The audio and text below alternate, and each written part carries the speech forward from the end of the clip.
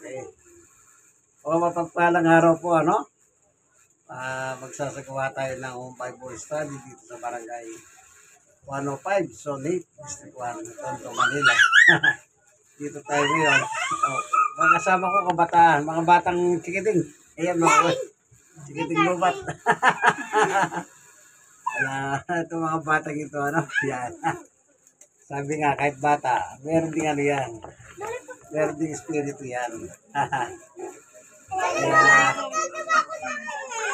Kaya mabuting bagay na kahit mga bata sila.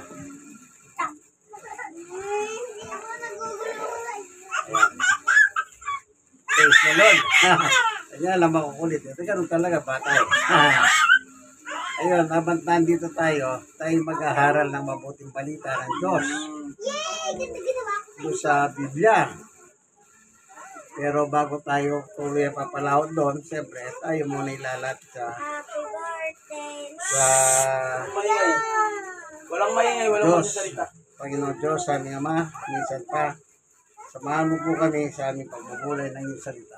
Sana puso-isip ng bawat isa upang makinabang kami sa iyong salita. Salamat po sa ngalan ni Jesus. Amen. Ang sabi ni San Pedro ay unang Pedro, 1:25. Ngunit ang salita ng Panginoon ay mananatili magpakailanman. Okay, mananatili ha. Ang salitang ito, ang magandang balita o salita ng Diyos, ipinangangaral sa inyo. Yun po yung mananatili, yung pinangangaral sa inyo. Sabi ni Pedro, ano yung pinangangaral sa inyo? Yung mabuting balita o salita ng Diyos. Kaya yung mga misyonero po, mula noon sa panahon pa ng ating Panginoong Yesus, mga apostol, wala silang ginawa kundi mangaral lang po. Magdala ng mabuting balita sa mga tao sa bawat lugar na kanilang patutunguhan. Eh bakit po? Kasi po lahat naman ng tao nagkasala sa Diyos. Kaya kailangan madala sila ng mabuting balita. At ang mabuting balita o salita ng Diyos, yung ipinangangaral sa inyo, sabi ni Pedro. So wala pong ibang aral na dapat dadalhin kundi yung aral mismo ng ating Panginoon Diyos na dala ni Jesus. O tingnan ninyo, na panahon na nangangaral na po si Jesus. Tingnan natin. Ang sabi niya sa 12 ng 1, ganito ang nakalagay. 20:49, sapagkat hindi ako nagsasalita ng mula sa sarili ko lamang, ang Ama nagsugo sa akin, at siyang nagutos kung ano ang aking sasabihin at ipapahayag. Maliwanag. Kung ano ang kanyang inutos, yun lang po ang ginagawa ng Panginoong Yesus, yun ang kanyang pinapahayag. Ibig sabihin, meron sariling damdamin si Jesus. Kasi sa edad na ito, na may kita po siya 30 anyos. Pero hindi niya po ginagamit yun, kundi ang dala-dala niya kung anong pinahayag sa kanya ng Ama, yun ang kanyang sinasabi. Gaya ng ating nabasa sa kasulatan. Ulitin natin ha. Anong sabi niya?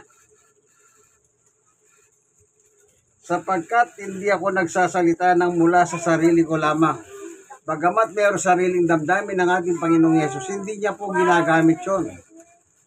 Ang sabi niya ay, ang Ama nagsugo sa akin ang siyang nagutos. So, nagutos ang Diyos. Kung ano ang aking sasabihin niya at ipapahayag. Yun lang po ang papel ng ating Panginoong Yesus. Yung sinabi, siyang sinasabi niya at ipapahayag sa tao.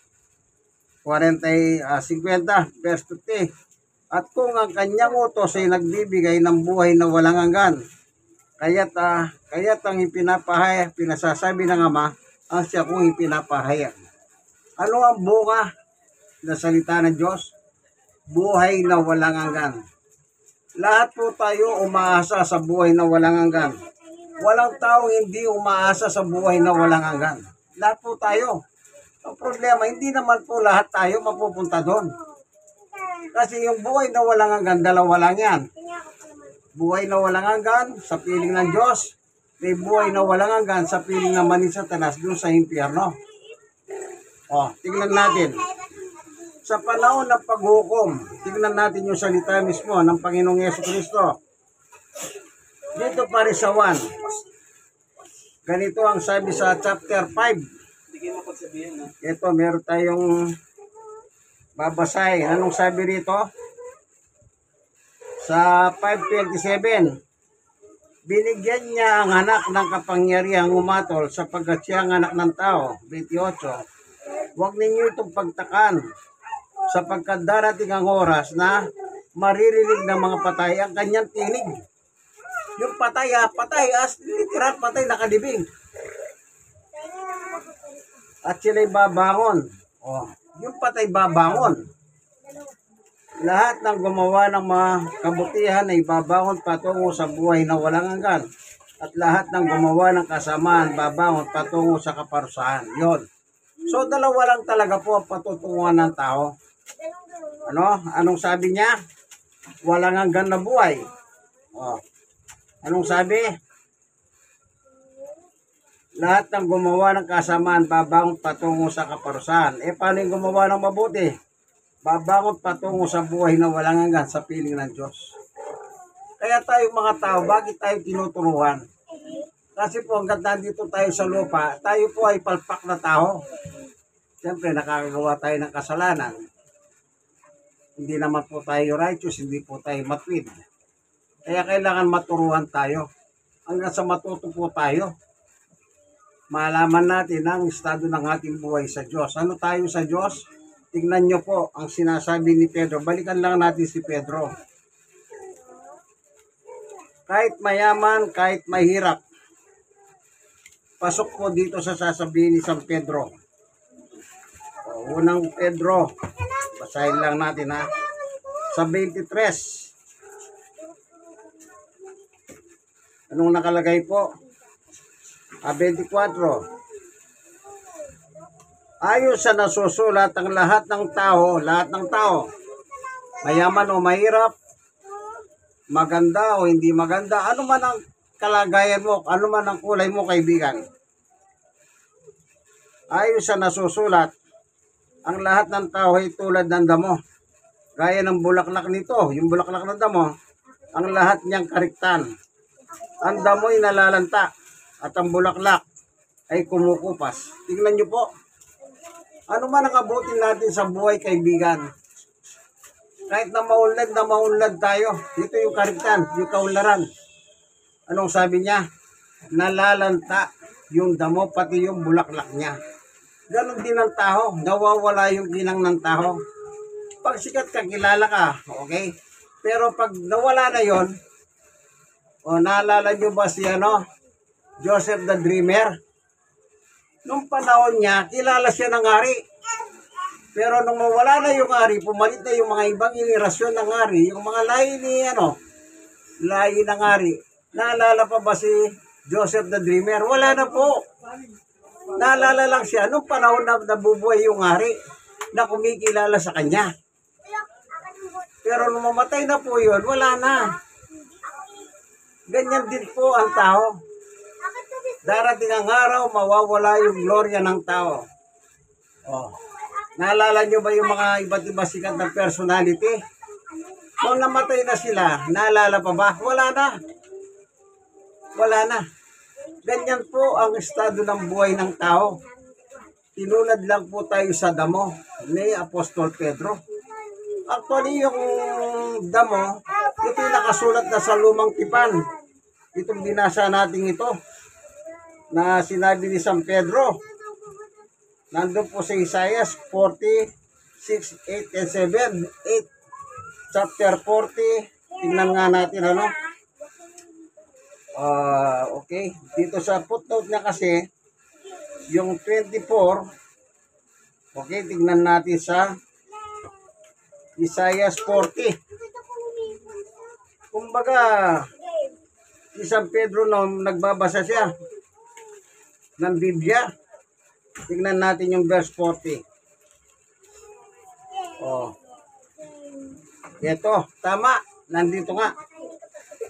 Isaiah 40 verse 8. Oo, ang damoy nalalanta, kumukupa sa mga bulaklak. Ngunit ang salita ng ating Diyos ay mananatili magpakailanman.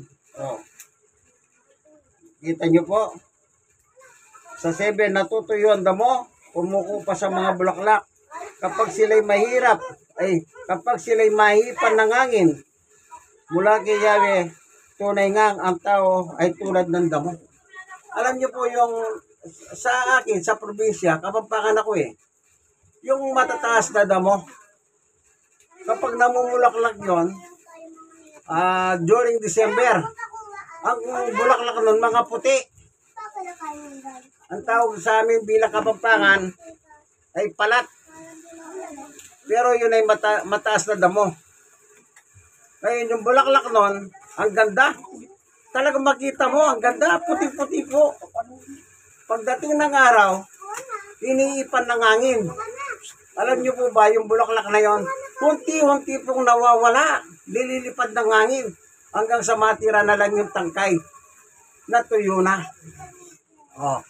Isipin nyo ganun po tayo nalintulad. Kaya kung naalala na Kapampangan kayo, palat ang tawag namin doon, palat. Pero sa Tagalog, damo. Pero mataas na damo yun, silaki ng tao.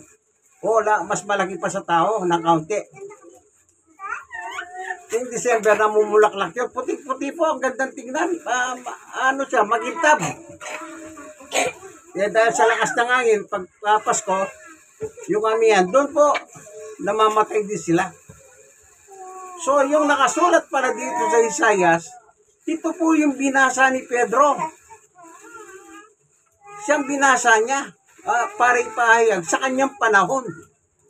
Tingnan natin yung sulat ni San Pedro, unang Pedro, 1:23. Ito, ulitin natin sa 24. Ayon sa kasulatan, gumagamit na po siya kasulatan. Ang binabasa niya, libro ni Propeta Isaias, sa chapter 40, verse 6 and 7. 8 ng Isaias. Ano sabi niya? Ayon sa nasusulat, ang lahat ng tao ay tulad ng damo. Gaya ng bulaklak nito, ang lahat niyang kariktan. Ang damo ay nalalanta at ang bulaklak ay kumukupas. So, kita niyo po. Ngayon, ang parte naman ng Diyos, 25. Ngunit ang salita ng Panginoon ay mananatili magpakailanman. Ang mananatili po, yung salita ng Diyos. Yung tao, hindi.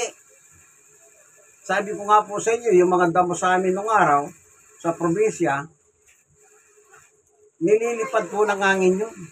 Unti-unti silang nalulugos. At makita mo, tangkay na lang nakaganyan. Wala nang bulaklak. Doon na po magsisimulang. Mamatay na yung damo na yon. Kasi namulaklak na po siya. Ano pa sabi ni Pedro? Ngunit ang salita ng Panginoon mananatili magpakailanman. Yung sulat ni Juan, tingnan nga natin. Sa unang 1, chapter 2, dito may nakalagay dito. Ito, unang 1:15. Huwag ninyong ibigin ang sanlibutan o ang mga bagay nasa sanlibutan. Ang umiibig sa sanlibutan, hindi umiibig sa Ama. 16. Ang lahat ng nasa sanlibutan, ang pagnanasa ng laman, at ang pagnanasa ng mga mata, at ang pagmamalaki sa buhay na ito, ay hindi nagmula sa Ama, kundi sa sanlibutan. 17. Mawawala ang sanlibutan at lahat ng bagay na pinagnanasaan ng mga tao. Ngunit ang sumusunod sa kalooban ng Diyos ay mabubuhay magpakailanman. Yun. Yung mananatili doon yung salita ng Diyos. Kung ginagawa mo, sinusunod mo ang salita ng Diyos, kaibigan, mananatili ka rin. Taga saan ba ang Diyos? Taga langit. So, yung mananatili ka sa piling ng Diyos doon sa langit. Ayan. Sabi ni Pedro, ni Juan. Anong sabi? Ngunit ang mga sumusunod sa kalooban ng Diyos, yung salita ng Diyos, ay mabubuhay magpakailanman. Sila po yung mananatili. Kaya sa buhay natin ito, meron talagang mawawala. at merong mananatili. Sino yung mananatili? Natural yung sumusunod po sa kalooban ng Diyos. Sino naman yung hindi? Natural yung kumukontra sa salita ng Diyos. Sila po yung papunta sa kapahamakan. Ang sabi sa 1:3:16, pansinin nyo ha, babasahin natin ito. Ano nakalagay sa 1:3:16? Ganito po ang nakasulat. Sapagkat gayon na lamang ang pag-ibig ng Diyos sa sangkatauhan, kaya't ibinigay niya kanyang kaisa-isang anak, upang sino man sumampalataya sa kanya hindi mapahamak, kundi magkaroon ng buhay na walang hanggan. Kita nyo, sino daw ang sumasampalataya kay Jesus? Sila yung magkakamit ng buhay na walang hanggan. Sila yung mananatili. Kasi po, ang Panginoong Yesus, anak ng Diyos, hindi lumilipas yan. Yesterday, today, and forever po siya. Sa 38 po nakalagay yan ng Hebreo. Yesterday, today, and forever. Ang sabi po sa kasulatan about Jesus Christ, ang ating tagapagligtas. Kaya sila po yung mananatili. Yung sa Panginoong Jesucristo. Tignan natin. Kung sino si Jesus Kristo noon, siya rin ngayon at magpakailanman. O, kita nyo? Jesus Christ, the same, yesterday, today, and forever. Kaya kapag mananampalataya ka kay Jesus, kasama kang mananatili kay Kristo. Yun yung nakalagay sa 1. Tingnan natin ano. Meron kasi nakasulat dito sa 1. Tingnan natin ano. Sa nakalagay kasi dito, sabi ni Jesus ay 14 at 12, chapter 12. Tingnan natin ano. Ang naghahangad na maglingkod sa akin, dapat sumunod sa akin. Sa 1:12-26. At saan man ako naroon, ay naroon din siya. Sino yung siyang tinutukoy? Yung naglilingkod po sa kanya. Yung mga mananampalataya sa kanya ng totoo. Sabi niya, ang naghahangad na maglingkod sa akin, ay dapat sumunod sa akin. At saan man ako naroon din siya. Pararangalan ng Ama ang sino man naglilingkod sa akin. Taga saan po ang Ama? Ang sabi niya sa Ama namin nasa langit ka, Mateo 6:9. Taga langit pala yung Ama. O ngayon sabi niya, pararangalan ng aking Ama. Taga saan naman si Jesus? Taga langit din po siya. Kaya yung mananatili sa Kanya, sila po yung mananatili sa langit. At pagdating po sa langit, anong sabi ng Panginoong Yesus? Pararangalan sila ng aking Ama. Kumbaga, kung dito sa lupa meron pong graduation, merong mga karangalan tinatanggap yung matatalinong estudyante. Ganun po ang gagawin ng Diyos pagdating ng araw sa mga naglilingkod o sumusunod sa ating Panginoong Jesucristo. Tandaan niyo po, ang tao po inalintulad lang po doon sa hula ni Propeta Isaias ay gaya ng isang damo. Ano man ang inabot mo, kaibigan, ano man yung kasikatan mo, negosyo mo, kung ano man yun, nagdala sa iyo sa tugatog ng tagumpay. Darating ang araw, kaibigan, mawawala rin po yan. Hindi po forever ang mga bagay na material. Kaya sabi ni Juan, huwag niyong ibigin ang mga bagay ng sanlibutan. Ito po yung mga kinahumalingan ng tao, lalo na ngayon. Pag pinanganak kang mahirap, anong pangarap mo? Gusto kong yumaman. Pag pinanganak ka ng mahirap, anong gusto mo? Gusto kong magkaroon ng kotse. Gusto kong magkaroon ng magandang bahay. Gusto kong lahat na lang ng maganda. Gusto mo. Ang tanong, yung bang gusto mong yon, mananatiling forever yon. Hindi po. Hindi mo alam. Di ba nung nakalaan mga bagyo at lindol? Anong sabi ng mga inabot ng bagyo at lindol? Ang tagal kong pinaghirapan yan. Ngayon, sa isang iglap na wala. Isipin niyo po. Walang forever po, kaibigan. Sa mga bagay dito sa ibabaw ng lupa. Kaya sabi ni Pedro, binasa niya ang sulat ni Propeta Isaias na ang tao gaya na siyang landamo. Ano ang damo?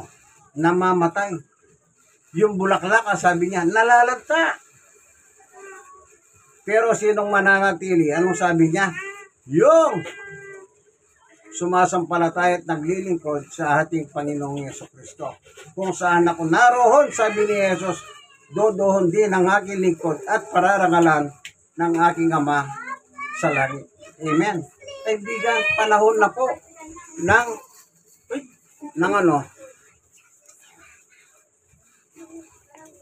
panahon na po ng pagsuko kay Jesus. Hindi pa po uli ang lahat, kaibigan. Kung hindi nyo pa sinusuko ang buhay ninyo kay Jesus, suko nyo na po. Bakit? Ang sabi ni Jesus, 1:14 ako ang dahan ng katotohanan at ang buhay. Walang makakapunta sa langit sa aking Ama, kundi sa pamamagitan ko. Tandaan nyo po, kapag iwalay kayo kay Jesus, 1:15:5, wala kayong magagawa, sabi ni Kristo. Huwag nyo pong hintayin na maiwalay pa po kayo kay Jesus. Ang gawin lang po ninyo, kausapin nyo ang Panginoon at tanggapin nyo sa inyong buhay bilang hari ng inyong buhay. Salamat, Panginoon Diyos, sa iyong patutuho sa amin. Ayon po sa kasulatan, tinuro mo sa amin lahat ng bagay sa lupa, wala pong mananatili.